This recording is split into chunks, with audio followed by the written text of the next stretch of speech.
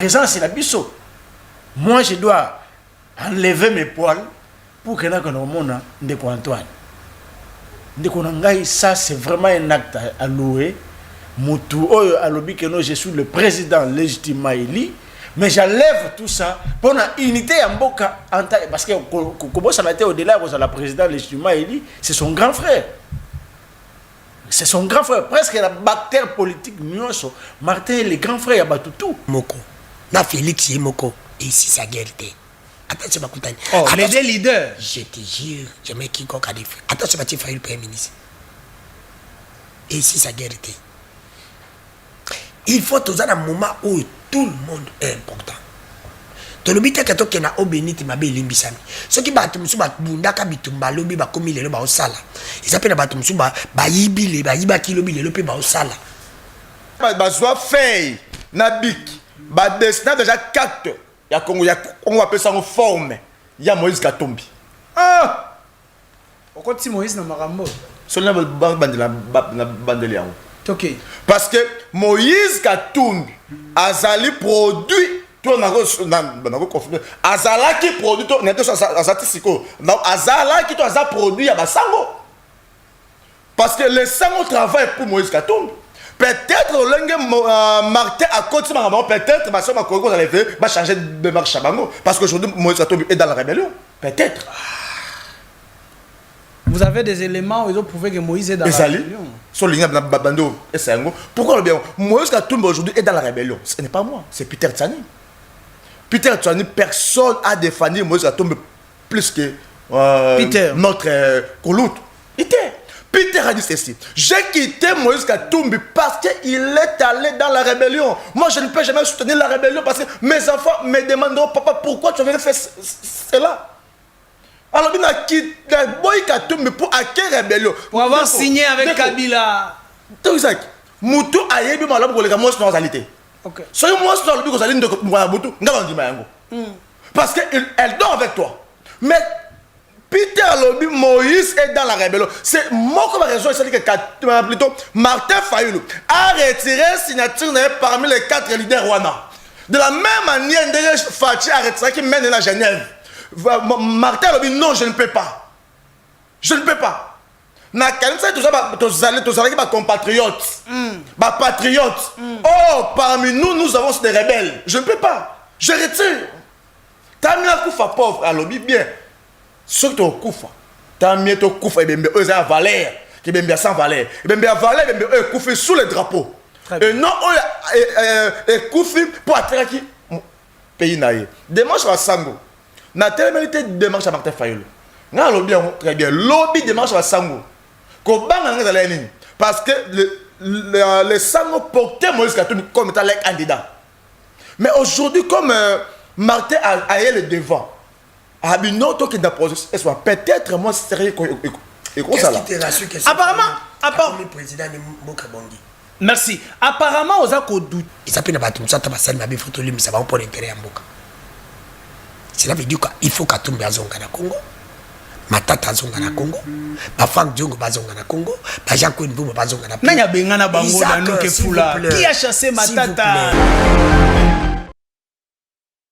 On a bino valandia émission devant les Congolais, émission na biso, émission na bino, émission to betaka mingi masolo na oya biso mboka République démocratique du Congo. Installez-vous très confortablement parce que le décor qui est déjà planté ici, je vous dis ça, que ça va donner de la matière.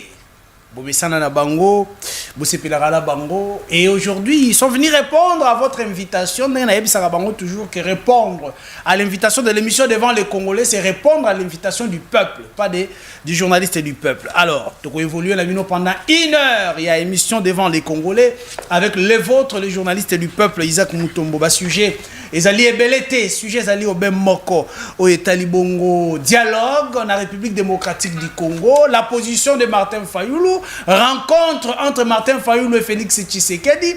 Est-ce que Martin Fayoulou a trahi ses frères de l'opposition? Toté. Après discours, après rencontre, nous allons analyser avec des éminents analystes qui sont sur ce plateau. Il y a les bossons qui ont représenté Bino, Azali Bongo, journaliste Mopanzi Sango. Mais Pesanga ina nous décor. Il y a plateau, Bandeko Batala. Voilà, ils sont là. Je crois que vous découvrez, ils sont Ndeko Danou Kefula. abimaki mwa moke akendaki kolia lejika akendaki kolia mbala azongi ayebisa biso nini amoni kuna tango a comparé Kinshasa na biso na bamboka bapaya République démocratique du Congo na bamboka bapaya ezali nini. Il va parler dans quelques minutes. Mais laissez-moi rappeler sur ces plateaux que place bota comme on a vu douana ndeko Cédric Biengele akokota yango kalamingité akokota kalamingité awa boyebi Kinshasa ba embouteillage moi ba difficulté ya ba transport ezali tozali kozela ndeko Cédric Biengele oyo azali bongo cadre ya AFDC.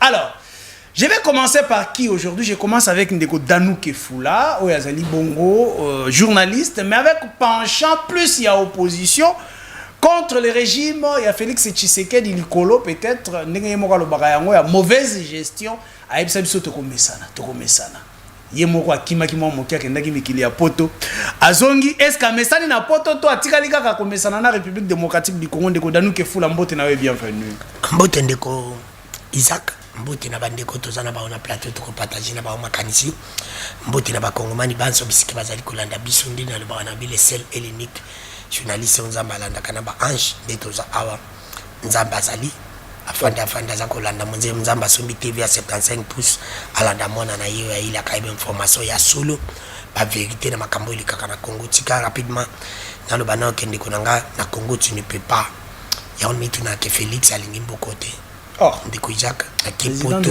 je te jure na kepoto na moni makambo isaka na poto ekisekeda fanda na poto na mituna kisekeda fanda ki na ba Congo na mbanza ngungu ubizaika na poto ya solo pokoma makamba poto ata moko te kisekeda kosala na mbuku tina kenda Isaac na mona place kurekiti alors que mboko za ka développer na de l'estage ça je te jinde ko Isaac mais na zungiawa le même jour na komika aéroport pesinga yambi mulili ndako muli na uti émission monde na émission qui na to sisi émission te ekatani ko wana na kati ya Gombe je te dis na Gombe Gombango wapi na derrière imeba sozako tala niveau place wana ko réseau kende mawa tala niveau voilà c'est l'incompétence ya monsieur Lucinde c'est lui qui laisse Lucinde c'est Ndeko Tshilombo qui est incompétent c'est Ndeko Tshilombo qui est incompétent Ndeko Isaac alors que mboko za développer na banzela na électricité imaginez que na Congo monake DG Asinel Yemoko ana groupe ana pano ana power ya munene kutupa ya réside des eaux déjà réside des eaux ana forage oh là là akatala pango tala niveau mboka ezali mboka bongo mboko ya confusion tu na bike confusion za la gamona batu bakama moto yazaki congolais te lelo akomi congolais moto azaki président eli lela za ya abayambi et pas moto azaki président non eli tala niveau confusion za ela ba bati makala na chance bati li pa mutakala na zaka na raison mboka ba confusion totale c'est pour te dire que Ndeko Isaac et ça dit ba réalité to kota nango peuple muyibi babenga ke mopao ko ba ko bapesa babenga ke peuple azobenga mopao moyibi azoyiba yi babenga mopao mutayibi me peuple ko accompagner pratique ay pas se justifier que moyibi na peuple pas landi niveau ya on a baké peuple moko depuis na tamboli na monde ati peuple azoba net peuple congolais azatenga pe na peuple na azoba osali mikolo belé kuna na on a niveau makambo ba journalisme Nathalie Lipekiti batu ba le karaté Koureza te batu ba bimaraté mais légende mutu mo ba le za légende te peuple abimi na nzela e ba ko makambo ba légende oh fallait la légende te non moi makambo non on doit se le dire on n'a pas peur de quand même moi je l'ai toujours dit que makambo eza bango ba musicien tout na linga bango nyonso naza musicien montu moko te mais est-ce que na niveau ya biso bato mayele na bato bazo bato ko fanda benza tous a demander to ça biso 4 tout c'est la makambo ba légende on a za légende tali biso na so na mboko ba légende bazate mboka ngo bongate. Tu comprends pourquoi tout le monde a TikTok comme dans salle là. Oh ça légende, oh là, on les cas pas le Félix, on vient de checker ma légende de checker pendant lipa courant na pression. Le gouvernement la mouki. Bazu ancien président batakaye mais nouveau président va attaquer te ba moi na Congo nzamba ko sala to pesa ita. Isa pression to checker ancien président, c'est to checker nouveau président oh mais moi change be coach. Ya on a ba muté mabe na moni dossier mon na TikTok rapidement.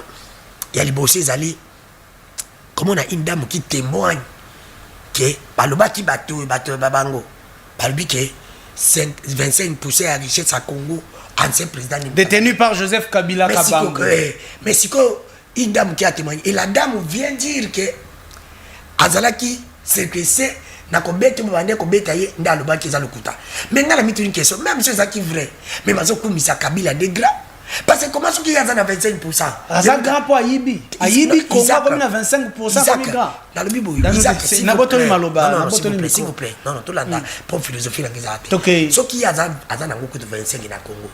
Bon Isaac bato ba Ayibi peut même c'est ça 10%. Ba bien économie na ça escavetti ça ba pa. Parce que Congolais bon Ayibi atongi awa 25%. Ba Ayiba awa. Ba tonga pata 10% na bango wati. O mona teke fo ngo sala mutu mabe bobi misaye ki azama lamu. Ngala na Bible bazwa ndi Kabila ba bete kara.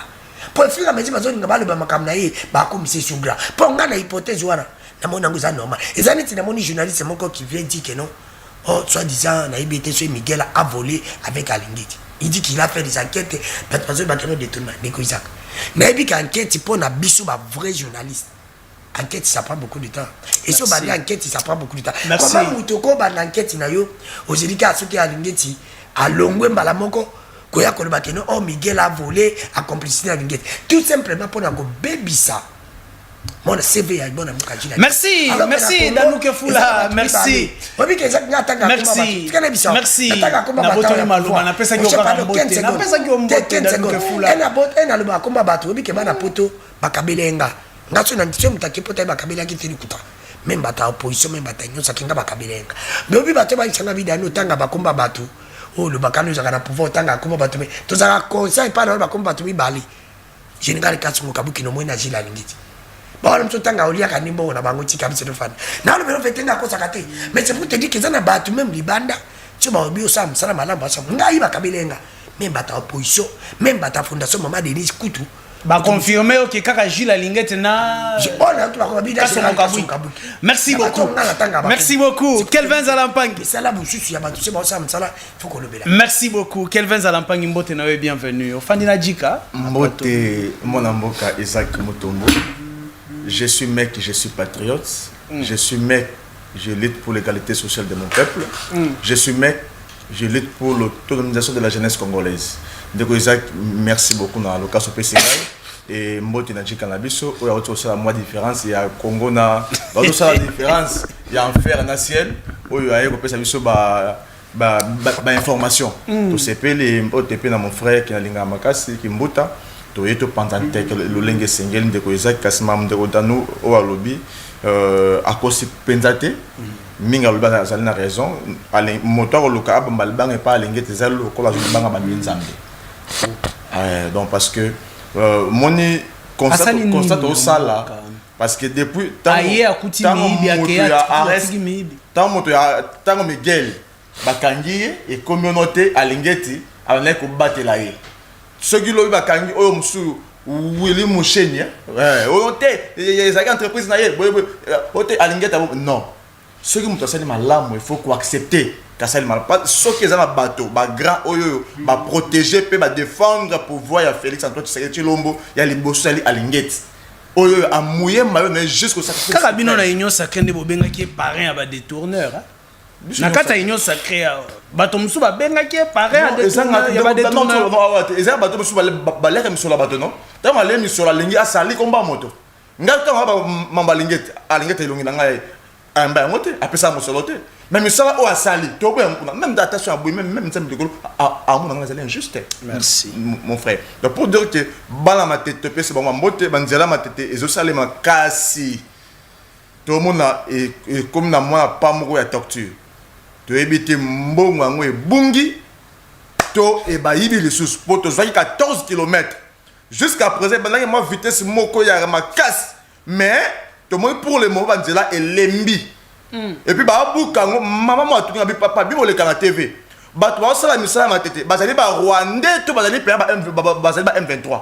Il faut respecter pour la maman tout ninga bongo na ba tout ninga bo pour abi ba bukanyo sans désordre mais ba bongo saté. Ah bien bon na bandi awa buki ya bongisi ba apu ba buka nyonso ya mbala to le kanzela nini nyonso comme chantier nyonso chantier en raison pour la oh buki bo silisa après buki musu bo continuer on doit pour dire que ba luka ba sa musa le leng sengel ba lo ba ki 6 mois déjà ba consommer da 2 mois et demi et je doute fort que musa déjà la 6 mois ce qui peut être 2 ans. Merci beaucoup Kelvin Zalampangi nazali ko yambela bino sikoyo l'homme oyo alataka drapeau comme ça drapeau bubu na ye il est de décider, cadre au sein à parti politique, il y a Martin Fayulu m'a dit, Bangonde Bakenda Kokoutan avec Félix Tshisekedi, il doit nous dire ici combien est-ce qu'ils ont reçu comme transport. Namaboko, il y a président non élu. Le président élu a reçu combien? Raphaël Kimbuta Mbote est bienvenu. Mbote Ndeko Isaac, merci une fois de plus. Merci. D'abord parce que éclairci pas Bakongomani, drapeau comme Boubou Nanga, mais cela ne veut pas dire que na Zangi Bilamba, bisoto décidé qu'on l'a Elamba depuis Kala. Donc, ceux qui n'ont pas banné, les gens ont totalisé même 7 ans déjà. Elamba ils ont gagné en Jotonangai. N'a pas si les mikilistes, les jeunes mikilistes, les journalistes qui nous ont envoyé n'a pas si Mbote.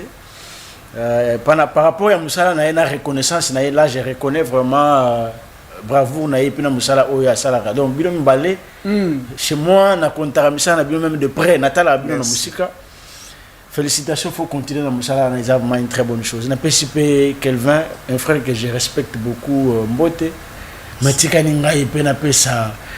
Ba sympathisant ba cadre ya Dingomba Nangai ainsi que ba militaire et engagement pour la citoyenneté et développement ainsi que SID ainsi que le président légitimement Edi Martin Fayulu na PCP Mbote. Et j'estime que tout Kabola débat moko ya bien parce que ici tu au présenté que na yoki déjà qu'elle va lobby to Kabola makanisi pona mboka. Isaac tuzaka na mboka moko Congo surtout lobeli yango te eza pasi. Les dangers courent la République démocratique du Congo, surtout sauver en côté. Je vous dis que l'eau que Sangisi parce que tous en a 145 territoires. Ce qui a exactement ça. Tout le monde va chanter pour tout là. Aujourd'hui, donc l'eau que Sangisi ça parce que tous en a 26 provinces de tout la partie na partie. Mais ce qui est exact, tu regardes sur la plateau télévision, tu peux te relever la nuit. Pour pas boire tout le biseau des années, on se relever la nuit. Donc on risque tous à la coloniser, mais na Belgique, la colonisation de l'homme noir par l'homme noir. Très bien. Donc on doit vraiment sauver la République démocratique du Congo en danger, mais on a interpellé le gouvernement provincial. Dès que lobby ou bien l'élo na Tongo, ndila ya changu moyo le kaizate. Soko ke na saut de mouton ya Pascal Liboulou et salami wana éviter ndeko Chilombo le ka place nini. OK. Soko yé na quartier 1. Des fois ce que l'on ya kin so ki supermarché mo za wana. Liboulou ya makase za wana. Maintenant on se pose des questions, est-ce que pour réhabiliter seulement ya kokunda besoin ata mabeleka besoin si en attendant. Ça pose problème. Comment vous pouvez rejeter une partie ya capital? Parce que Tchang biso tout le monde a rejeté. Tchang tout a rejeté.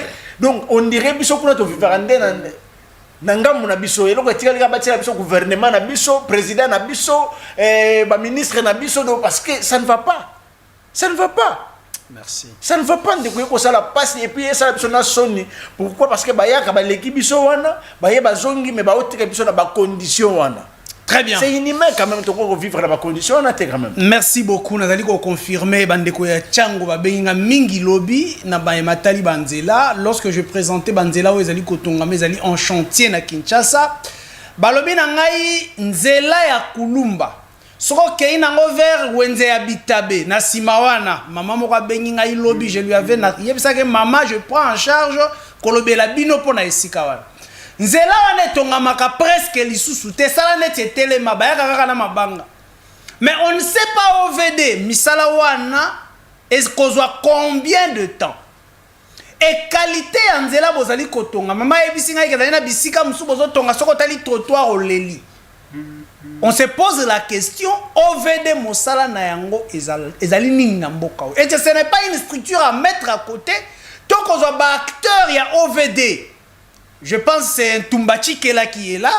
Kolongo la bango nanu. Et pensez que ça le loko mususu. Na bato ya sika. OVD zali ko sala soni. Zali na banzela belle même lorsque ndeko Kimbuta zali koloba makambo ya so de mouton. Il y a Pascal Liboulou ezali wana. Devant le supermarché à quartier 1 Liboulou. Ce n'est pas la ville de Kinshasa, ça c'est la responsabilité. Il y a OVD, responsabilité à gouvernement central avec Guizaro. On doit se le dire, les Kino doivent savoir que lorsque Makamo Banzela a miné le boulevard et Tambolate, c'est monsieur Guizaro. C'est monsieur Gizaro. On doit dire à la population que Bino vous allez responsable. Alors, tu démarrer un sujet à la Mokolo Alelo Martin Fayoulou chez Tshisekedi. Est-ce responsable ou une trahison? Nazo bandana de Kodanu Kefula. Oleka awa Martin Fayoulou Yowana ki omona Tshisekedi. Est-ce que les fibres patriotiques ndé et vibré? Topeta ngoyo tali yango moni ba intérêt personnel. C'est une trahison envers le peuple. Comment est-ce que tu as analysé cette rencontre? Maxime de Isaac, Elo Kalbosu, Ngoma na Ngoma bakutana kate, mais mutuna mutu bako kutana. Yami balé, Fayoulou na sepeli pa yuki conseil nanga, na lubaki yango, na sembaki, toka kutana na Kabe Félix, akende mokota me mabai pengi mama Chantal. Bazali libéré pour le bateau qui m'a pensé qu'il est bon. Kolo et Kobeba, Azala sauvé. Et il a écouté. Bravo, na batunaï, na lobé le koana. La sepela qui batunaï, moussa poto babingengai. Deko danu to comme sa message. Ba président, je pense bien que Yatsenga qui va koutani. Et y a mis ça tout. Nalinga qui Fayoulou à maintenir. Idée nanga. Ya kosenga dialogue ya basango. On est la meilleure solution. Dialogue basango Isaac. Il faut que le kakaka y a basango. Parce que Kokuta na Fayoulou, na Kabila Yemoko, na Félix Yemoko, et ici sa guerre. Attention, Bakutani. Oh, les deux leaders. Je te jure, je mets qui coca des frères. Attention, Bati Fayoulou, Premier ministre. Et ici sa guerre. Il faut tous un moment où tout le monde est important. To lobite ka toke na obeniti mabe limbisami soki batu musuba bundaka bitumba lobi ba komi lelo ba osala isapena batu musuba ba yibile ba yiba kilobi lelo pe ba osala isapena batu musuba tabasali mabe photo limbisa ba pour intérêt ya mboka. Cela veut dire qu'il faut katumba azonga na Congo, matata azonga na Congo, ba Frank Diongo bazonga na Congo, ba Jean-Claude Mbumba bazonga na Nanya bengana bango na nuke fula qui a chassé matata akimi moko justice na ba procès ya le kuta bidon obligé to anango besoin pour le moment parce que bato ba yibi mbongo na régime Tshisekedi bazanani. Comment yo lingo beta mona cousin na sana ndako na po azongi 20 alors que moi na azonga 21. Okangi mwana cousin na mobali obeti ye mobali moko papi alors que moi na azonga na mibali 5. Omona teke comment na régime afati bato ba oyiba batiki bango akena régime ya Kabila oh nani to mona kutata mwa desa Bukangalonzo bongo ya bango to mona babimisa ka 7 millions pour na Bukangalonzo ba relancer ko au commissaire service national là c'est que Moussa les Osalem Isaac dans le bien moi a eu une éducation physique éducation la vie a eu par exemple 19 dans ma classe pose qui 9 l'éducation la vie. Je n'ai pas dit que Félix a ça la thé ils en a 2 poids sali mais en général la vie c'est pour te dire que Isaac il faut tout le monde dans la cohésion nationale. To fandi to lobani ba vérité. Nde nasima. Nde continue mbayo ka bata union sacrée tende ko nangai. Ayo ka baba ti lukubu te ba Jean-Pierre Mbemba te ba Kamerete. Ba union so kena bata IDPS to ba lokoso. Ba lokoso pourquoi? Lokoso pour la monique ba na 3 boules à foufou ba lia ka 3 boules à foufou. Ba mona question ki to kena cohésion nationale. To sangani ba boule à foufou e kabeko mabule moko na ndambo. Parce que to kena cohésion nationale, su ka tsaka ba politique ba kabola ka poste. Parce que moi, on a 3 minutes, 4 minutes, c'est bon, il y a la partie, mais il y a un mandat. C'est tout qui est dans la cause, on va payer 2 nadam. Alors que Félix, il faut l'andater. A comme on a dit, maçon ya mboka. C'est pour te dire que l'intérêt ya mboka. Tout sangani. Mais Félix a candidaté que biso tout le monde a le koso. Alingita comme la pouvoir na baninga. On va comme on a 4 vice-présidents des Alaki. Donc pour la Danouke Foula, Azali d'accord que Nambo Cannabis République démocratique du Congo qu'il y a un dialogue moko autre Kabola poste lobby. Oh Fayoulou yemorazo ko Kakolo bate mais yo zolo bango la plateau. Donc il y a un dialogue pour to Kabola, donc il y a un dialogue pour Kabola poste pour la politique et taringa te me suffit nga qui me compte. Pourquoi? Ce qui te sale attention te. Mutu a cause la perdre na makambo ils a 2 personnes. Félix na Kabila. Oh. Kabila a comme la situation mon comme de quoi l'imsaga c'est que Christa Tobo ça comme Kabila mais le loté encore que j'ai perdu tout. Awa qui ne risque rien à rien. J'ai perdu tout et ma vie. Cela veut dire que to linga balakanisation mboka. Et Congolais mon côté linga balakanisation mboka. Ba yeb ça c'est que bino comment Kabila lobi processus ya basango boji ya ndibi boji aluki yezo boya. So ki yezo boya ngi balakanisation yo peto mbino yo na Kabila botika. Congo. Bon, tika pour Baba Congo, c'est Congolais super Congolais, tête au tika.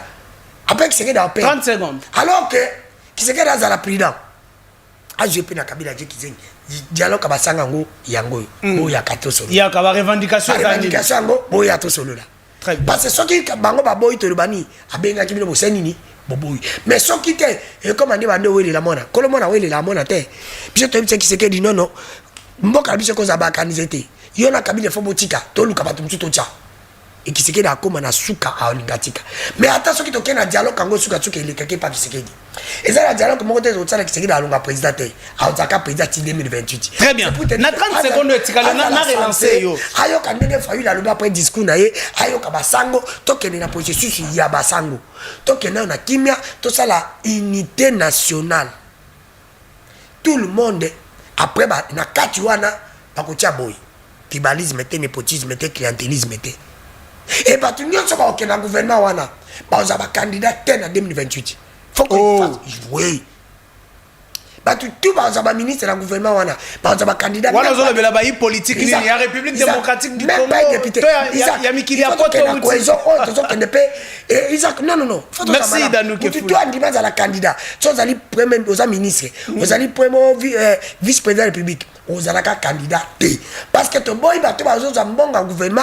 Bah on est pas qu'à mingi na tricherie pour que baby sa élection. Très bien, merci. 6 minutes pour Danou Kefoula. On donne aussi 6 minutes Nandeko Kelvin Zalampangi. Procédure, il y a Martin Fayoulou.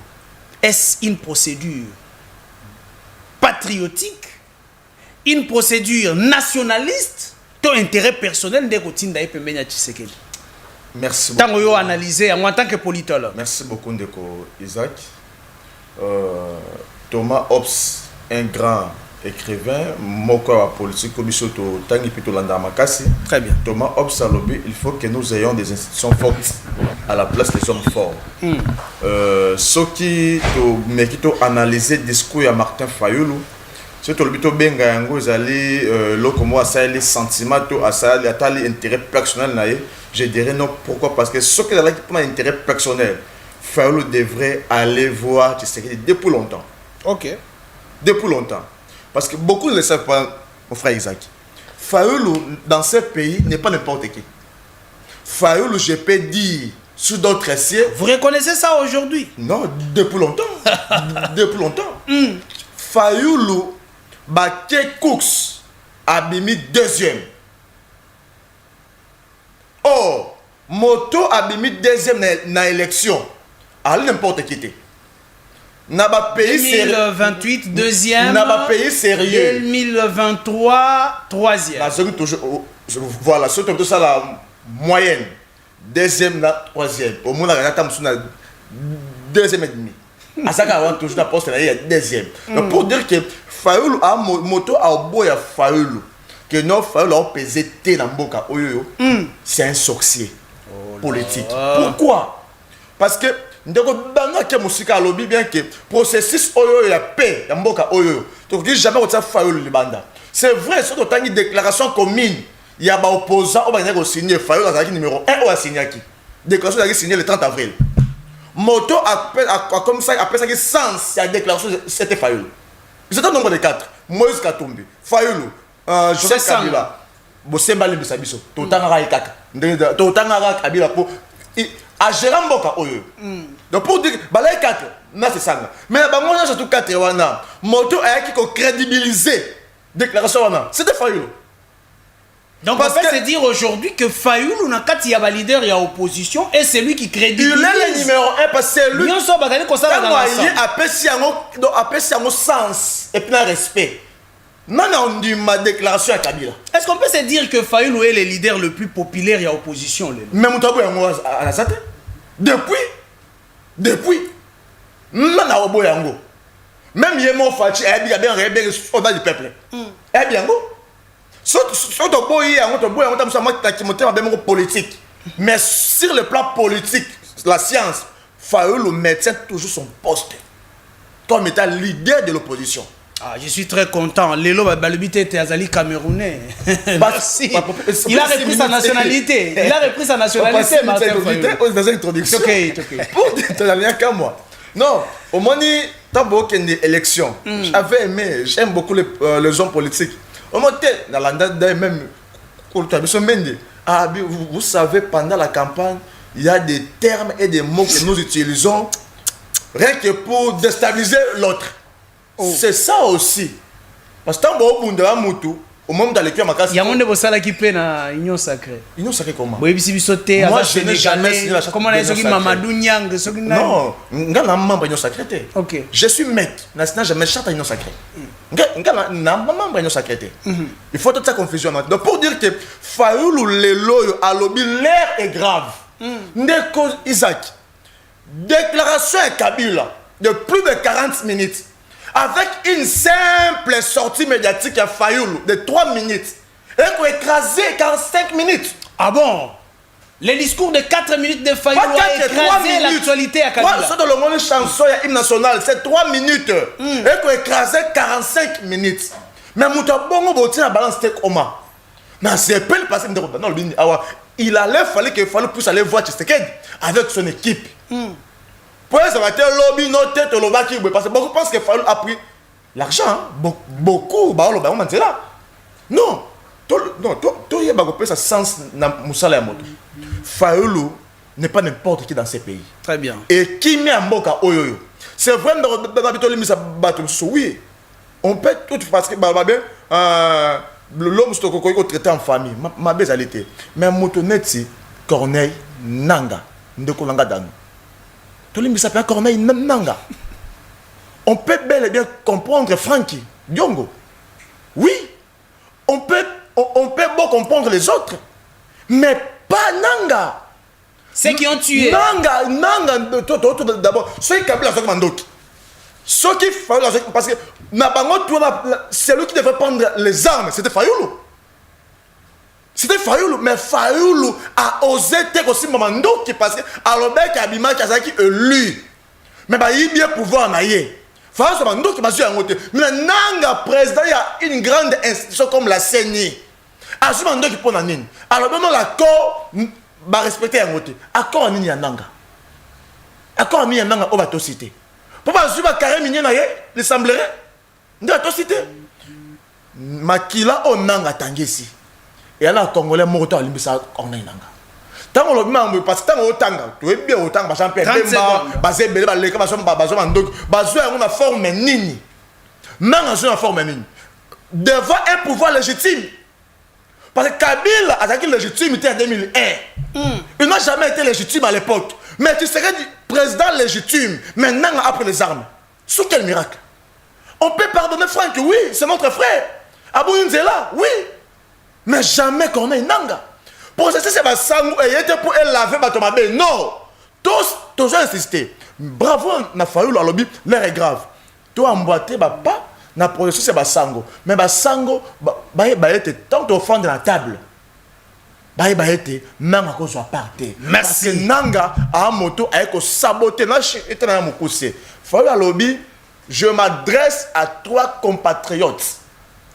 3 compatriotes. Et il les a cités, hein, nommément. A cité d'abord Joseph Kabila, Corneille, Nanga, et puis Tshisekedi.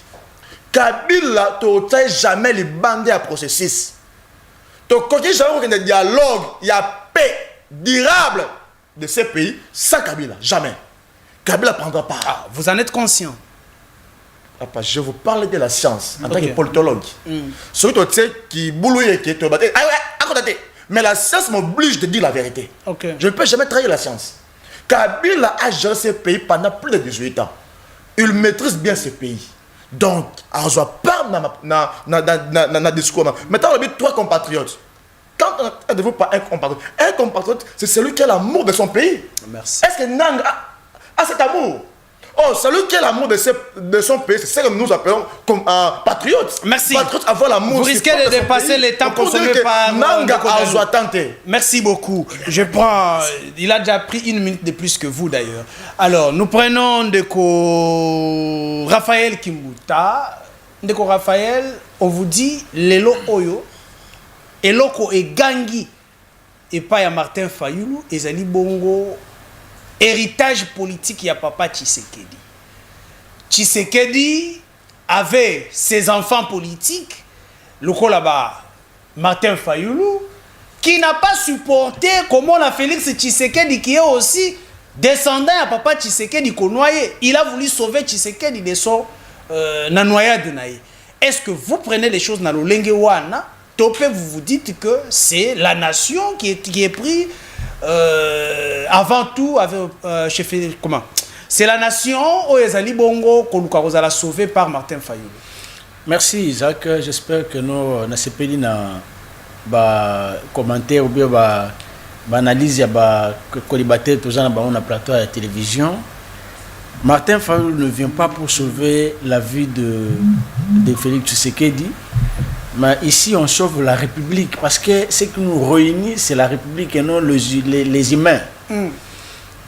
Ozala Mutetela, Ozala Muluba, Ozala Musonge, Ozala Muyaka, Ozala tout biso nyon solo que sangisi biso les drapeaux bien c'est les Congo.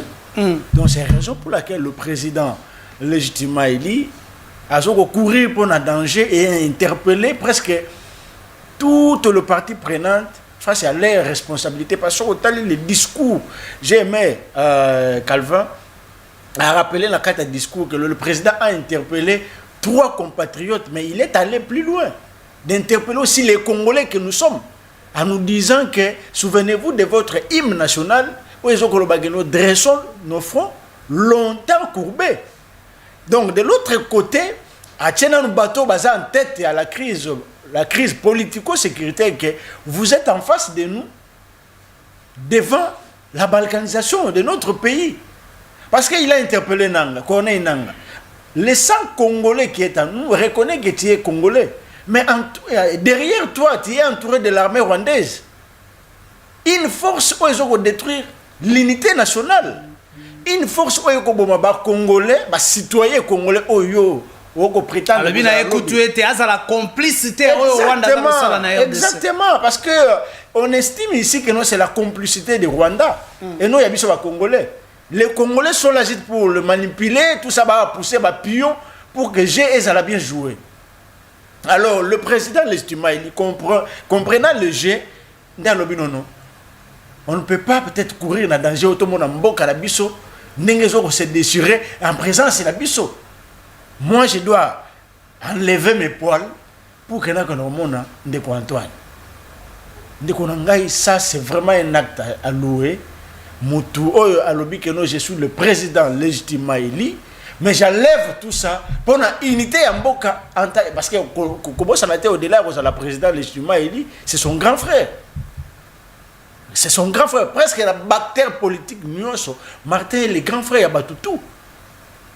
C'est la raison pour laquelle il y a un peu de il est allé voir. Et vous pensez que Félix Tshisekedi ne comprenait pas que la République est en danger. Non, il fallait une interpellation. Il y a Ndeko Martin Fayoulou. Tu rencontres un peu surtout qui ça Félix Tshisekedi. C'est pas quelque chose. Est-ce que c'est les Jésus qui devait aller ouvrir les yeux de Bartimée? Non, Isaac, ce n'est pas quelque chose qu'on pensait. C'est quelque chose qu'on constatait que nous Félix Tshisekedi ne voit pas les dangers courir la République démocratique du Congo. Pourquoi? Parce que Basango Basilisi consultation, Basengo audience, mais Félix a refusé. Ce côté même la sortie médiatique, il y a le président Lobi, non. Je suis venu juste lui dire les dangers et il y a que nous avons Basango. Et je suis content, moi Raphaël, que Félix Tshisekedi a rassuré au président de Martin qu'il va recevoir le prélat pour que ça y est cahier de charge et puis établir comment pour parler et qu'on les cas. Ça le primaire reste un bactère politique. Moi je ne peux pas venir étaler ça sur les plateaux, dans la télévision, tout ça, ils ont bien été. Mais ce qui est vrai, ce qui est louable, l'acte posé par un opposant, moi j'estime qu'un opposant il doit emboîter le pas. Oui, il doit emboîter les pas. Pourquoi? Parce que ici on n'écarte jamais. Ou bien on est venu juste pour donner le béquille et pas à Félix. Non, on ne donne pas le béquille à quelqu'un qui a totalement échoué.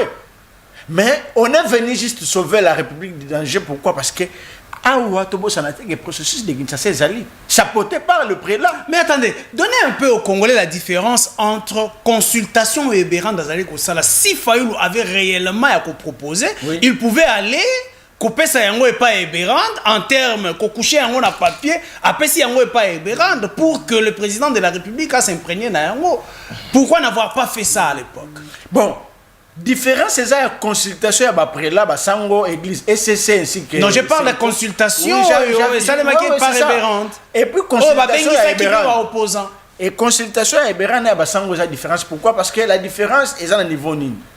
De l'autre côté, bateau va consulter, bateau il y a la Camoro naître qui consulte toutes les parties prenantes. Mais de l'autre côté, partie prenante, il y a une crise. Ils ont consulté les autres parties prenantes. On ne peut pas venir dans cette histoire. On ne peut pas. Pourquoi? Parce que les gens docteur, ils ont consulté les docteur, mais ils ont en bon état. Ils ont plutôt malade. C'est la raison pour laquelle on a bien voulu que Bisson n'est pas à mouton. Parce que Bisson n'est pas bactère en crise. Token n'est pas à mouton. Mais si nous sommes la vérité, tout ça pardon et vivre ensemble. Parce que cohésion nationale n'est pas le loko ko sauver mboka oyo na danger to ko courir de konanga Isaac. 30 secondes. Na yoki de konanga Daniel Gifula que je respecte. Alors bien interpellé qui Martin Fayulu, ça c'est oui, je reconnais. Ça je le reconnais moi-même tout ça il même plateau mon copé. Et le président a écouté. Il y a un représentant pour que l'obito ko sanate que ah au moins na ko bimana yoana abimani na enveloppe mo boté ou bien au moins na bisika kenda ki asenga ki peut poste ya primature non. Ici on ne demande pas un poste politique. Okay. Ce n'est même pas une faveur que Félix a accordé à pas il y a Ndeko Martin. Non. Martin a interpellé Ndeko Chilombo moni que non ou io la cohésion nationale moment où tout ça est vraiment nécessaire. Je dois vraiment accepter sur autant même réaction à la présidence et ça va qu'à la seconde. Alors, merci, nous allons prendre cette vidéo. Et ça lié que Bangomi Balé en tant que les acteurs en crise, si la cohésion nationale forme.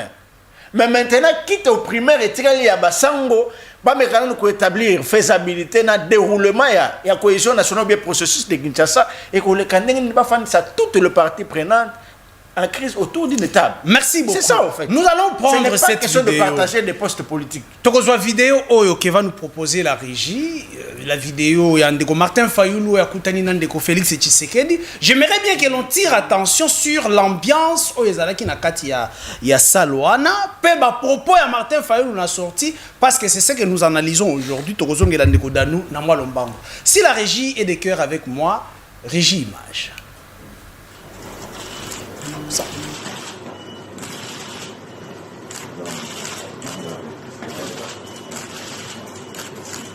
Vous savez que le pays est dans une passe très difficile. Nous sommes attaqués de partout. Nous avons besoin de la cohésion nationale. Je suis venu pour lui dire que nous n'avons pas 36 solutions. Nous devons créer un camp de la patrie. Donc les gens qui luttent pour leur pays. Et donc pour cela, avec toutes ces crises que nous avons, crise sécuritaire, crise sociale, crise politique, la solution c'est un dialogue.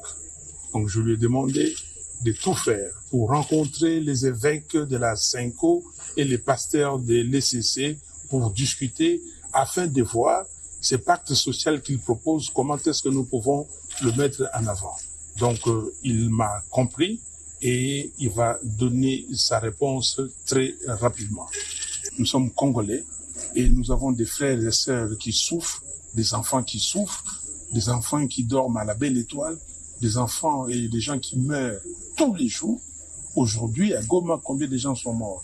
Aujourd'hui, à Beni, à Butembo, aujourd'hui, à Bukavu, combien de gens ont été maltraités par des gens qui ont occupé nos territoires, nos localités. Donc, c'est de ça que nous avons parlé. Nous sommes humains. Nous avons lutté dans ces pays. Nous n'avons pas lutté pour que demain les Congos soient balkanisés. Voilà, nous avons dit, lui et moi, et nous sommes dit que jamais sous notre ère que le Congo sera balkanisé. Je suis venu pour ça et pour insister que le dialogue est nécessaire et qu'ils reçoivent les pères spirituels. Merci beaucoup.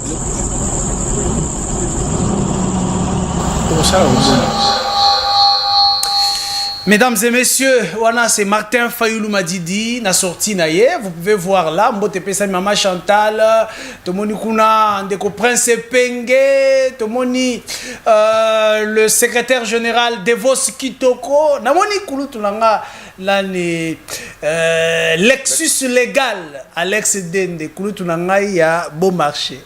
Alex Dende, Mbote Naye Bissika Azwami. Mais Martin Fayoulou qui sort, Atikali droit dans ses bottes, processus yaba sango ou rien. Est-ce qu'on peut se dire que Martin Fayoulou reste quand même formel, n'a pas décision naïe, il n'a pas changé sa position au-delà du fait qu'il a rencontré Félix Tshisekedi. Isaac. Pendant que Tshisekedi n'était pas d'accord avec ce processus yaba sango. Isaac, na le bamanga moko na émission na sikoyo. Na senga na batu bakanga date ya lelo. On va prophétiser. Babomba. Ils ont mis le on a une émission au cas lelo. OK. On a bien on a noté mais il cause la parmi vérité mais cause la parmi biloko ko salema. Soki ba memi yango ndenge fallait zalate. OK. Mon différence entre biso na yozani. Ngala ko banda komba o kala. Bato binga ngam ta Fayoulou na bunda. Mais msusu ba ko kepe dialogue na bimana ngam ministre ya bimili boso na parce que na parti politique ngana na parti politique. C'est pour te dire que nous intérêt dans les amoka, intérêt dans les amoutouté. OK. Et on comprend de l'ego moko ce qui est mabé, ce qui Fayoulou la kenango mabé, que population comprenne de mabé. Fayoulou a bébé sa confiance non sur population dans la population mabayi politique. Na carrière politique. Pe ba olo baké, ba politicien congolais batala ka intérêt na bango. OK. Alors faut que joue en bien. Faut que jouer en très bien. On ne peut pas pardonner tout le monde, non. Le pardon, c'est une puissance qui libère. On doit pardonner. Pourquoi? Même ceux qui ont tué dans nous. Et pas dans les sous mamouké zakate. Na moto a bomi moto. Na moto a yibi. On y se passe ma vie. Pour nanga babo tele ba carré miné na tout ni moto ne kozama bazo ke carré miné onde. Moto a sombelo comme yibi ba kangé comme recelé. C'est pour te dire que Nanga la carré miné na Félix na Kabila pas na responsabilité. Parce que les copes na bao. Acquisition nangwe sala maginde. Sala maginde. C'est beau pexa Nanga beau pexa pe Félix beau pexa pe Kabila. Ba on yoso misa to bande moko. Tout raisonner. Ici on réfléchit. Liboso Nanga na ba Nanga va za ina carré miné. Azonde. Kusala nanga copte ko makaso bisinga te ko yibeza kabiele ko mama bende ko kabola so moni batu mi bali ba yuba swani ba yiba ki ba swani c'est pas bakaboli mabe comment qu'on compte kabila continue nanga te c'est nanga bundeli pe na kabila non tant réfléchir ici on réfléchit pour le pays c'est pour te dire que si on veut pardonner on doit pardonner tout le monde to bongisa. Si quand on a hypothèse, il y a une zone qui a IDPS. Et donc, il y a le bien. Les lots, est au beau, ça n'a pas beau, ça n'a pas IDPS, c'est que Fayoulou n'est pas congolais. Il est camerounais. Aujourd'hui, Fayoulou est devenu congolais. La bossa ni kombango. IDPS, IDPS, Diane Keita. IDPS, Ça, c'est trop grave. IDPS, Fayoulou n'a pas d'espérance, il n'a pas géré. Après ça, les lois acquis en demi, Fayoulou a comme une espérance.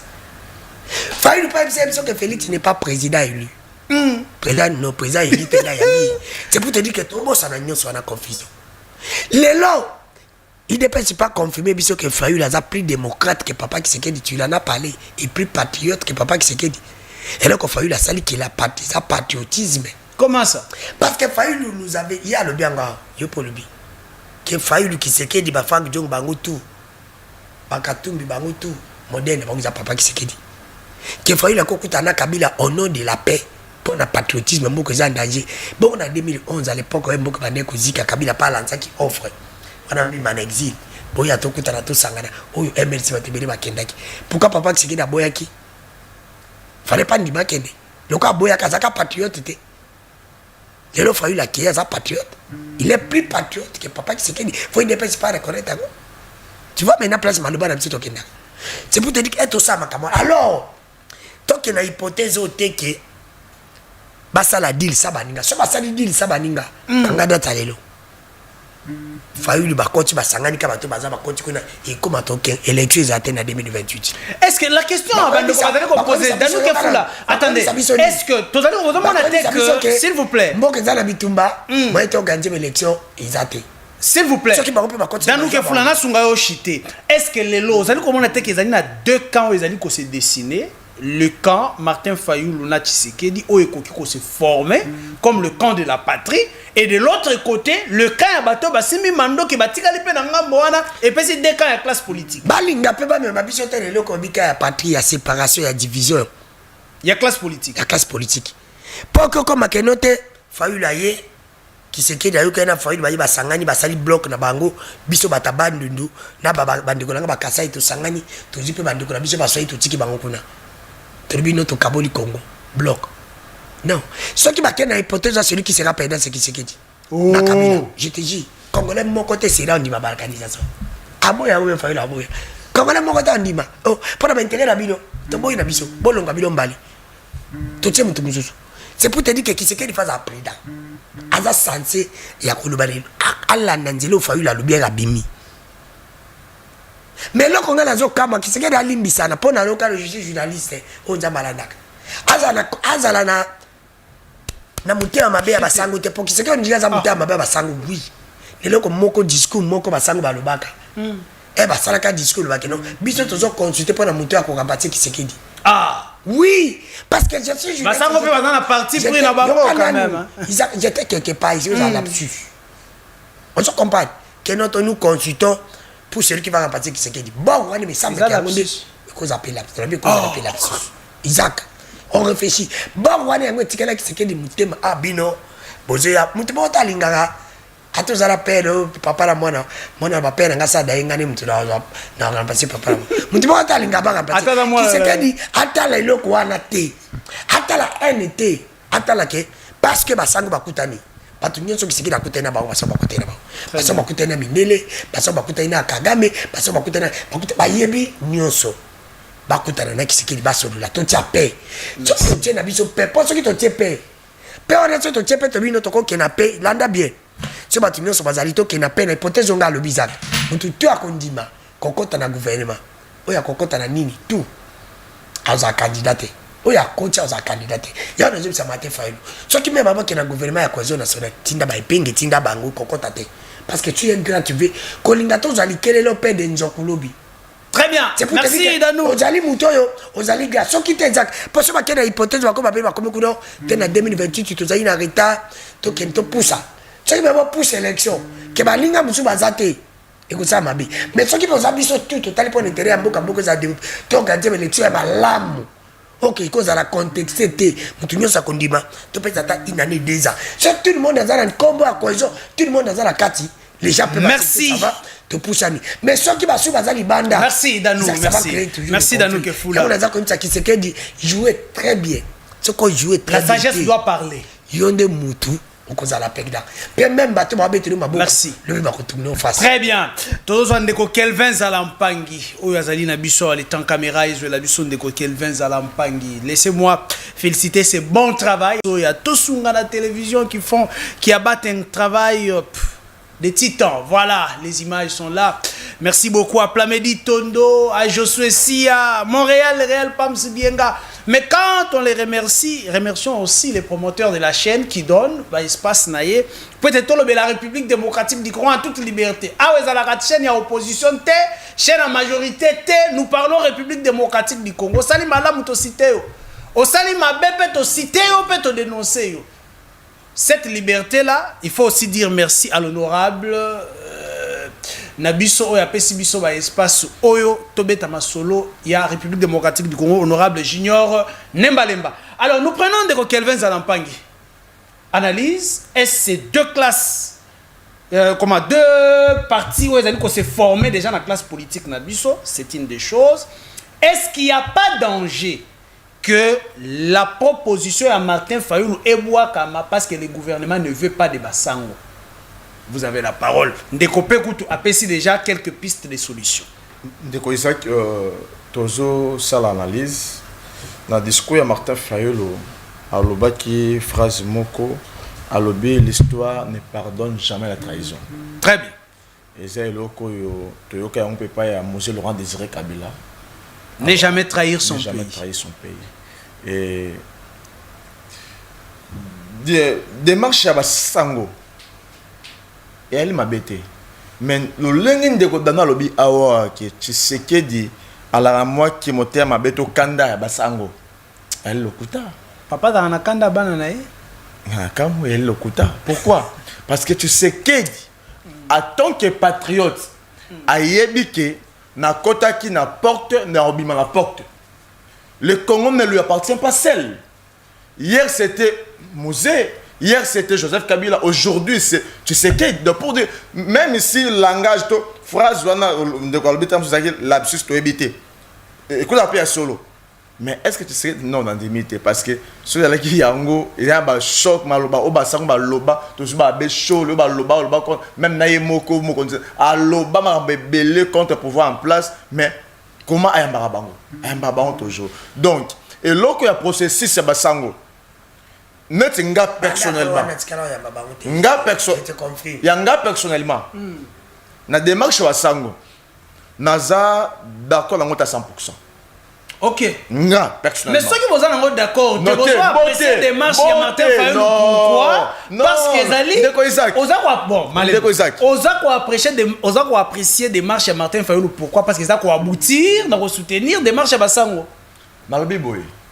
Nga, personnellement, Kelvin Zalampagne, pour lors des formations, science, on a lobé là. N'a d'accord à 100%. Pourquoi? Parce que Bassango déjà besoin faire Nabik. Ba destin déjà 4 ya Congo ya on appelle ça en forme ya Moïse Katumbi ah on continue Moïse na marambo seulement bandeli OK parce que Moïse Katumbi azali produit to na confirmer azala qui produit to na to azatisiko azala qui to aza produit ya basango parce que le sango travaille pour Moïse Katumbi.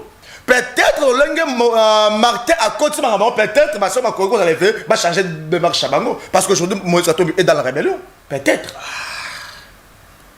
Vous avez des éléments où ils ont prouvé que Moïse est dans la rébellion. Sur l'igna Bando et Sango. Pourquoi le bien Moïse Katumbi aujourd'hui est dans la rébellion? Ce n'est pas moi, c'est Peter Tsani. Peter Tsani, personne a défendu Moïse Katumbi plus que Peter. Notre Koulout. Peter a dit ceci. J'ai quitté Moïse Katumbi parce qu'il est allé dans la rébellion. Moi, je ne peux jamais soutenir la rébellion parce que mes enfants me demanderont, papa, pourquoi tu avais fait cela? Alors, il a quitté Moïse Katumbi pour à quelle rébellion? Pour avoir signé avec Kabila. C'est exact. Moutou a yebi malab pour les gars, moi, je suis en réalité. Ok. Soyez moi, je suis en réalité de Moutou. Parce qu'elle dort avec toi. Mais Peter Lobi, Moïse est dans la rébellion. C'est moi qui raison, c'est que plutôt Martin Fayulu a retiré signature parmi les 4 leaders Rwanda. De la même manière, Fachi a retiré qui mène à Genève. Martin Lobi, non, je ne peux pas. Je ne peux pas. Na kanisa tout ça, ma compatriotes, ma patriotes. Oh, parmi nous, nous avons des rebelles. Je ne peux pas. Je retire. Tamina Koufa pauvre, à Lobi, bien. Ceux qui sont Koufa, tant mieux to Koufa, et bien eux ont valeur, qui bien sans valeur, et bien valeur, et bien eux Koufa sous le drapeau. Et non, eux Koufa pour attirer qui pays naïe. Démarche à Sango. Na tellement démarche à Martin Fayulu. Na lobby très bien. Lobby démarche à Sango. Kobanga nga zaleni. Parce que le Sango portait Moïse Katumbi comme étant le candidat. Mais aujourd'hui, comme Martin a eu le devant. Peut-être moi sérieux qu'est-ce qui te rassure que apparemment le président de Mokabongi. Merci. Apparemment, on a douté na marambo ya basango, mais c'est ce que Martin Fayulu a porté. Qu'est-ce que vous aurez pu proposer à la place ce que zala ki yo na isika ya Martin Fayulu? Na posons déjà la fois passée. Na bandele on le sous. OK. Na biboy. Na bité que Martin Fayulu a comme Mabonzi Mboka. Je donne la proposition c'est hein? D'après ce qu'a proposition, la biso qui pon ngai ponanga. Fayulu Katumbi, Kabila, Félix, Kameri, Babati, classe politique. Produit fini. Voilà. Oui, parce que babango bakomi wana bakutana pe na Jésus te toko bando fanda kati to bando lobila ka bango ba produit pelote kolongola bango comme ma classe monsieur Asika. Merci beaucoup, c'est votre proposition. C'est normal. Et Ali Babete, nazongi awa. La surtout mon frère Aolo mais pourquoi Martin Fayulu a été kokutana na Eberandi na ba consultation? Non, on a un peu de respect mais Martin Fayulu. Martin n'est pas n'importe qui. Il est grand. Martin Fayulu n'est pas n'importe qui. Oh, tu le na Eberandi. Ba démarche bandi ali malam. Est-ce que Eberandi a kendaki vers Martin Fayulu? Consultation ça ka to fani à bureau ya mbaba. Toi aussi tu poses si t'es déplacé. Osez la Martin Fayulu Aya. Osez la Kabunda ya. Ça n'a pas de sens. Est-ce que Eberandi a kendaki vers Jama Kabundi? A kendaki vers Martin Fayulu à salaki angote. Raison pour laquelle le processus a été bloqué. Raison pour laquelle ba soki démarche à sangu oyoyo. Ezali sérieux. Ezali démarche mo sincère. Parce que nga la ba ontaki ngai nga. Na bana ubanga. Mais ce qui Martin a bobino teto que na démarche parce que tozali sincère. Nga j'aurais proposé. On appelle ça qu'on la fois passée. Consultation. Bazu membre et opposant ou azali bongo na crédibilité. Bazu membre et pouvoir azali bongo na crédibilité. Bazu ba sango. Ba tie ba plan société civile. Ba fandi ba consulter. Parce que démarche ba sango bali bato ndeko Isaac. Ba sango bali bato. Ba occuper comme ça l'erreur. Mais ce qui Martin lobi que toi emboîté par démarche oyoyo. Et peut-être une solution moko durable. Tobo ya ngote. Très bien. Tobo ya ngote. Merci beaucoup. Merci. Tozwa ndeko nabiso ya décidé. Est-ce qu'il n'y a pas autre chose à proposer? Lorsque bandeko bazali koloba pona ndeko alobi, nous ne pouvons pas kokotisa bato basimbi makila. Est-ce qu'il faut pardonner ceux qui ont tué? Ndeko alobi non. Le pardon, lorsqu'il faut pardonner, c'est une force qui libère. Il faut qu'on pardonne tout le monde. De manière que tu fais une table moko, tu tambosi makamololenge ya sika.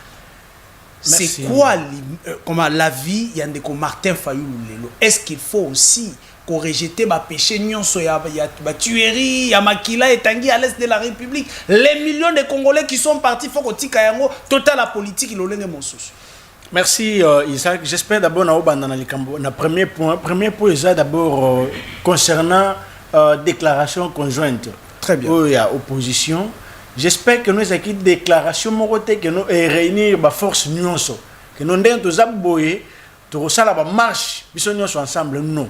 Après signature ya déclaration mutu na mutazonga ki na cage na ye. So monaki Kabila sa déclaration, ça n'engage ni le CID, ni le président légitimement Eli Martin Fayulu. Ce que tu as Katumbi, azonga pe na cage na ya sali makamuna, c'est ça nga pas sali makamuna ka Fayulu pe, sali makamuna ye. Donc c'est là il ngai ko sangisa bangote ya que non premièrement ce que tu as na point de bosser que on ne peut pas brader le minerai congolais par rapport à accord et na Washington. Et privilégier d'abord le processus de Kinshasa. Voilà quelque sens ou bien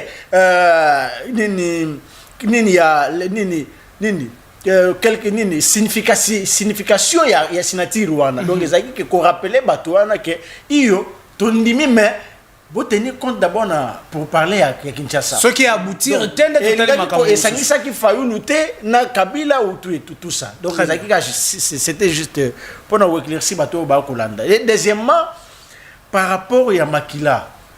Oui, c'est vrai. En Afrique du Sud, Makamono c'est collègue ça et ça m'a paix. Mais aujourd'hui, si l'Afrique du Sud on a l'apartheid hein? Exactement. Ce qui Afrique du Sud des ana oh ils a lelo par rapport à Yahi et par rapport à ba pardon oh sengama. Yahi de pardon sincère. Batu bandima qui va vivre dans muta bomi maman na yo mais au moins y est en face mais tu acceptes que quand bien même douleur est dans mutema mais au lingo mon aïe. Mais pourquoi pas la RDC peut le faire? Pourquoi pas?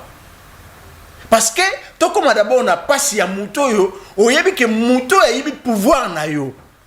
Est-ce que Isaac, tu peux me dire que nous Fayulu la 2018?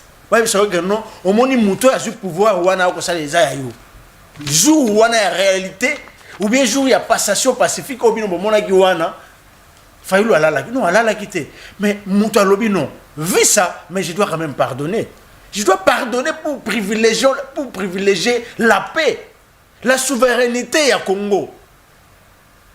Neko, Pouvoir, on ne gère pas le pouvoir pour le pouvoir. On gère le pouvoir pour diriger les 145 territoires et les 26 provinces. Mais aujourd'hui, est-ce que le pouvoir de Kinshasa contrôle les 26 provinces de Kinshasa? Je dis non. Des provinces, c'est ça sous contrôle, il y a Batou Moussoussou. Alors, pourquoi pas Kobenga, na bateau, babomi, ba Congolais?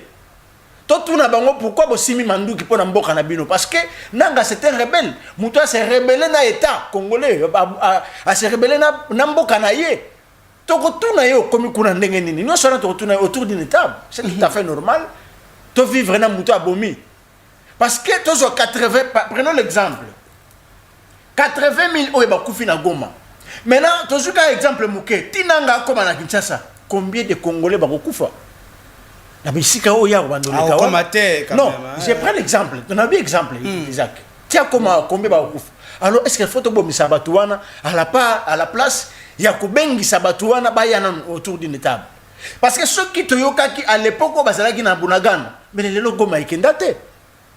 Makambo et salami lobby, ceux qui salamaki erba, nanga salaki na Goma, et nani na Bukinani na Bunagana, mais les loma, batuande kwa Goma, balinga bakoufate. Et puis, troisième des choses, na yoki. Et il y a bloc des patriotes. Cela ne veut pas dire que non, on exclut Wananga et puis Bato Bagé aussi Mamandouki. Non. Ce qui est dans le discours, il y a président légitimement élu, à lobby, j'interpelle le patriote. Ok. Il a interpellé le patriote. Parmi les patriotes, il a cité le nom de Nanga, le nom de Kabila, le nom de Félix, ainsi que les autres. Aujourd'hui, créons aussi les blocs de patriotes. Cela ne veut pas dire que non, on doit exclure Batouana Bazana Goma. Non. Il faut qu'on interpelle, on va revenir au bon sens. Le bon sens, c'est l'unité, c'est la cohésion nationale. Peut-être autour d'une table, Nanga sera interpellé que nous, Nasala Kereya, ou que la Congo, Mandouki. C'est autour d'une table. Peut-être autour d'une table, Kabila Rosala, non, fallait même pas que nous roulons dans la ville de Marty, na Makila Congolais. Non, fallait pas. Mais le mal est déjà consommé. Maintenant, privilégions la paix. C'est la paix, Isaac. Très bien. Ce qu'on dit président à l'onglet, na moi makasi et na faden pour kinde oya, c'est la paix. Nous cherchons la paix. Maman Chantal, de vos kitoko, prince Peng Alexis légal, bazo bato ba courir derrière la paix, l'unité nationale. Mboka oyo tokoti que la Raphaël ou Badano qui foula bazala oyo ba ko président likolo ya unité. Pourquoi pas lobby babimisa fallu loko la sauveur de l'unité nationale? Pourquoi pas? Parce que tonin ko j'appelle to caporaliser yango te maintenant ko lo baye que dans chaque chose, faut d'abord to se mettre autour d'une table, to privilégier drapeau oyo. Très bien. Et ça la lisusu déchiré te to tala bisika ni toko orienter mboka na biso et to Isaac, tu as la paix développée, pas au bengi biso paix to kolobela comment to ko essayer de mettre ma solo ya guerre ya bitumba à l'est. Très bien. Nous allons prendre le dernier tour de parole, on a accordé bino 1 minute à chacun pour ko clore na émission na biso ya mokolo ya lelo.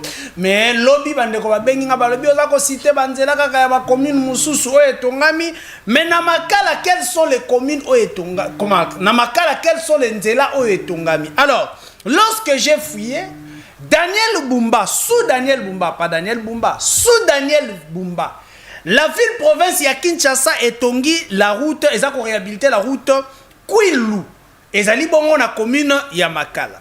La route Kimwenza, sous Daniel Bumba à Makala. Tony la route Manzengele, oh boyebi libulu Manzengele, Katisanga ba ekei Makala, voilà, Manzengele, ils ont bon na Makala. Je crois que la route Moussousso est allée na côté à Matete. Je vais prendre Ndeko Kelvin. Na tour ya parole na ya omeka ko citer parce que yemoko azali bongo na kati ya commune ya Matete. Alors nous prenons Ndeko Danouke Fula s'il faut clôturer. Nous avons besoin ya paix à la na kati ya République démocratique du Congo. Quelle est la solution définitive? Pas pour une paix éphémère. Tu as une paix où il y a des lobby à terre sur la makambo ya paix. Tu as sur la makambo ya guerre na est ya République. Solution numéro 1 comme une paix définitive à l'est de la République. Merci ndeko Isaac les na zongeli pe ndeko nangai ndega le bagi makambo ya Matete we. Si tu ngapela bâti sous courant courant na matete, courant na Kisasa, insécurité, kolona, banzela izate na Kisasa. Braquage, insécurité vraiment, banzela izate.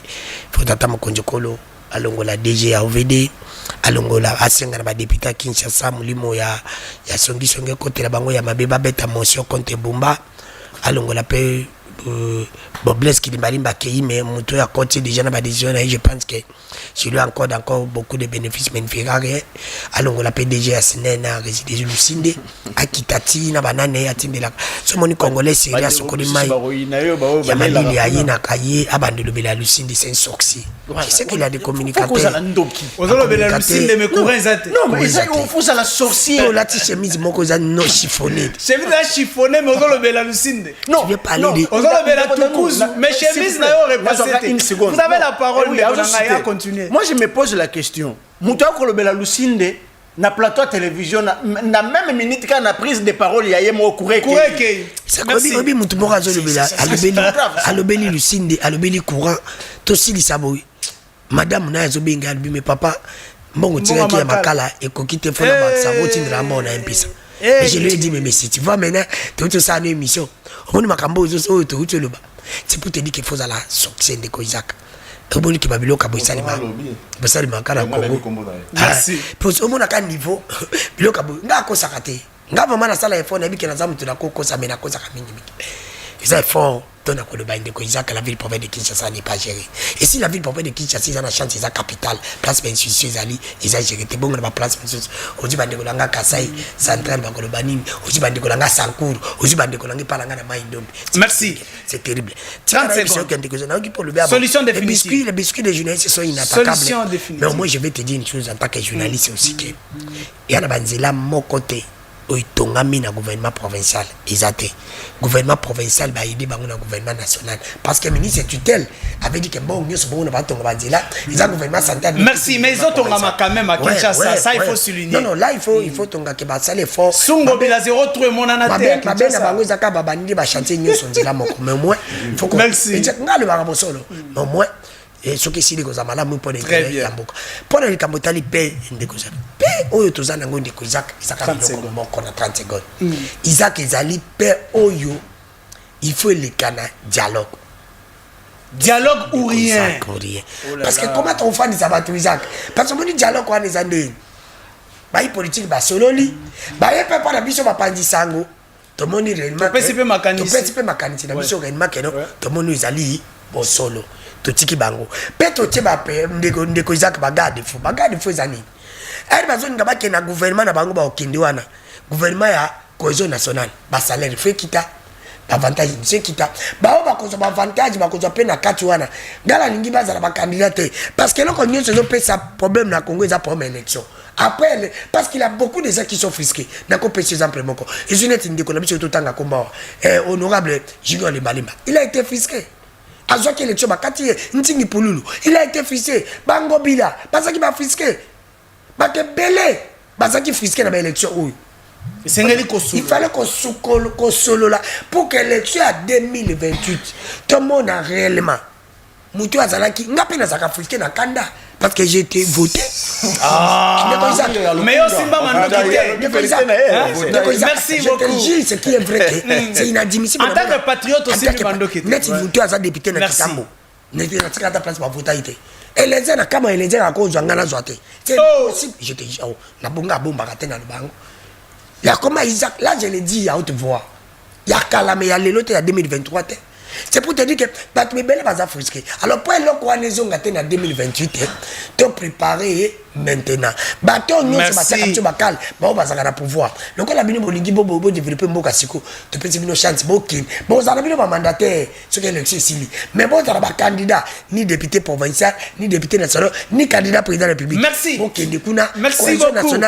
Kelvin Zalampangi, une minute s'il vous plaît. Respectez, Ndekodano Alekisi Makas. Solution définitive. Solution définitive. D'abord, on te koisa qui tika matete et puis ça biso presque nyosoto. Très bien. Matete, balobi, ngandira candidat député provincial et national. Il y a ma pronomie Zoya.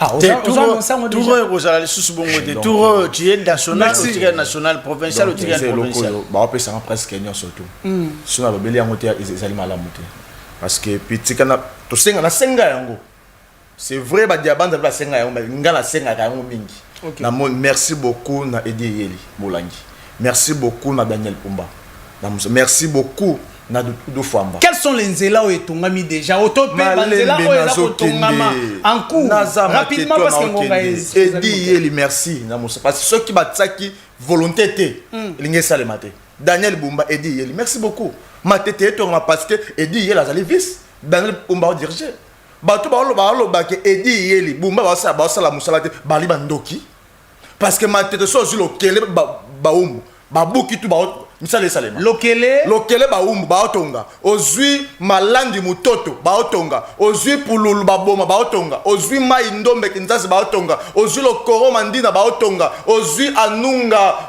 ozui lokoro ngimati ba teke ba papa matete est en chantier parce que papa ba pesi biso 14 km sur la lobel de dit il on t'a pesa mon te après un bon côté a pesi ngandenzela mais courant tes alités wana ekende lusinde comment les musu courant alités tukuzulu tukuzulu kuzu courant alités mais au moins na passe merci banzela tout na lo bon très bien so banzela silé na bandi so bitumba courant très bien et kota na batala ngo pesi ngai ndeko Edi Yeli ndeko Daniel Pumba dossier Fourière bakizake ba incompétent dossier Fourière tolo bango à chaque fois Edi Yeli ali compétent et non incompétent Bumba ali compétent et non compétent non incompétent ba ali compétent ndeko Daniel merci ça et ça n'a pas marché merci je retire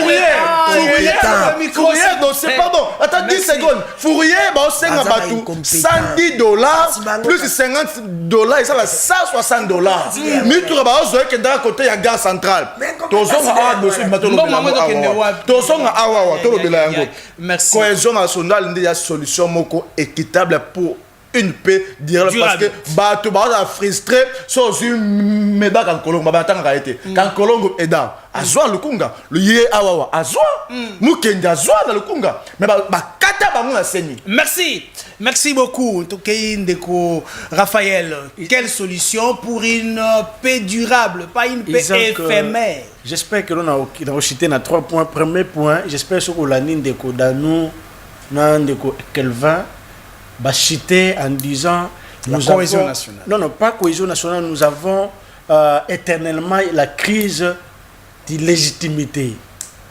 Oh, oui. Parce que, non, au moins, les élections. Au moins, une crise, il y a une légitimité, mais ma crise, nous sommes tout et tout. Donc, on doit vraiment marteler beaucoup plus pour que il y a cohésion nationale. Babilo connaît les ongles, la lisouté. Moutou Abimi, Gagné, Isaac, félicitations. C'est ça, en fait.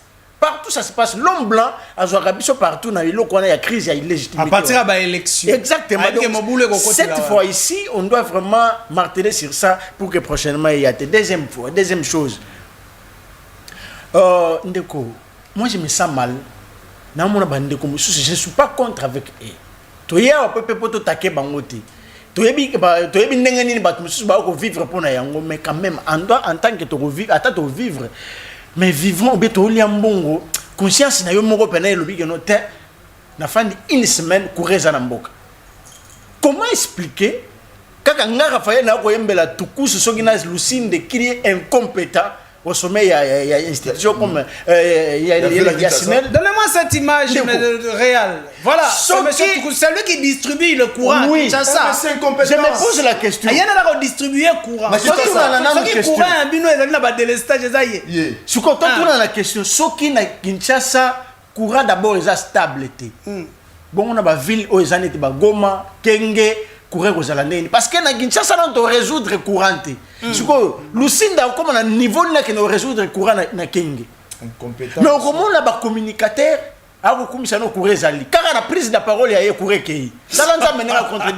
merci beaucoup.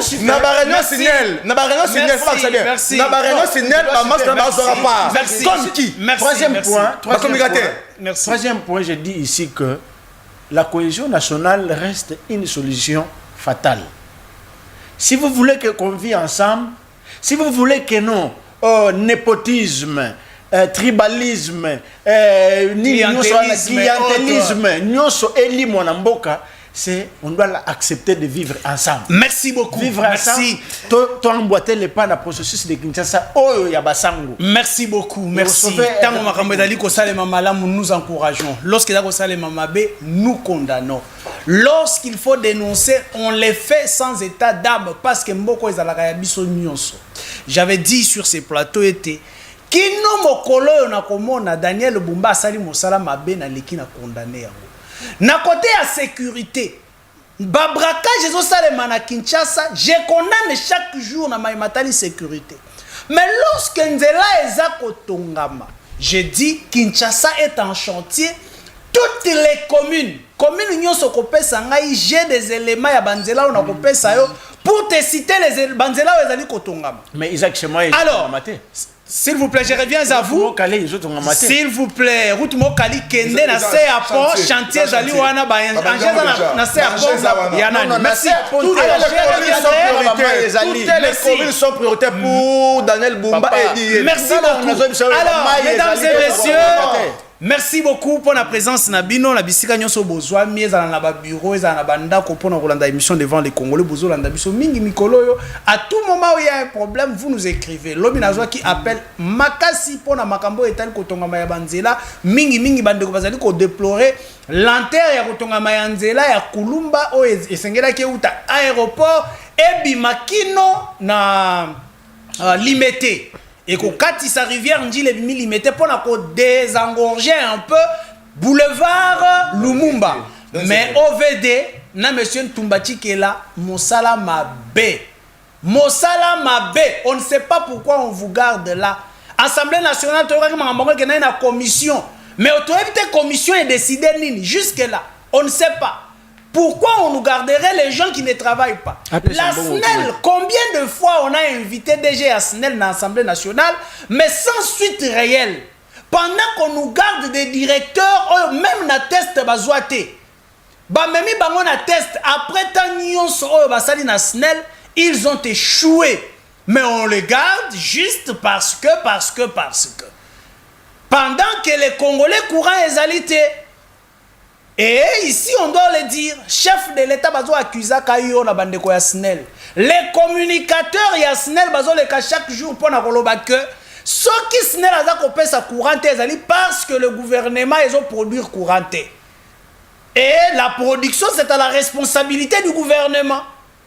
Bango va distribuer kaka, bazana courant ko distribuer te. C'est ce que leurs communicateurs disent chaque jour na ba télévision. Donc le gouvernement Mosala Mabe. Mesdames et messieurs, émission na biso esuki awa na ebisa kibino makambo ezala koleka bongo na ntele. C'est les boyoka qui était bapesa ki ordre pour batia un nouveau chef du village ya bingi makelele salamaki, il y a eu même des soupçons que bato bakufi et sengela ikutna kitawana pour faire toute une émission là-bas na bato bazali ko gérer bingi mais na yoki lisolo e komi lelo était voilà. Mbonzo la meso, Amélie, corrompaki na $5,000. Mais lorsque je vais vérifier, on me dit que lorsqu'il faut installer un chef coutumier, ce n'est pas le bourgmestre qui vient organiser. Chef coutumier a organisé la cérémonie, le bourgmestre vient représenter l'État pour l'installation. Et dans ce sens-là, le chef du village au bazali ko installé à Kipakabongo ba service sécuritaire kozwa tout ce qu'il faut pour être mobulu ezala tenyoso ezala la police et yawana. C'est dans ce sens que ce monsieur abimisa kimbongo pona ko pesa ba service o esengela ki basala mosala ya kimia pe ko sécuriser cette partie de la République mokolo ya installation et ça n'a rien à voir avec le bourgmestre Mbonzo la Meso. Mais nous y reviendrons avec force détail na mikolo ezali koya. D'ici là, portez-vous bien. Merci à mon équipe technique que j'avais déjà citée. Merci beaucoup la Mignon Soubozé la Rabiso. Merci à Ndeko Danou Kefoula, à Kiti à Outi Koton Balamora. Et bon, on a échangé. Merci beaucoup. Ndeko Daviso a décidé qui s'est disponibilisé. Merci beaucoup Ndeko Kelvin. C'était de très belles analyses. Le boyo qui va bondi entre bango, bah c'est tiré, mais nous avons parlé nation. Merci et bye.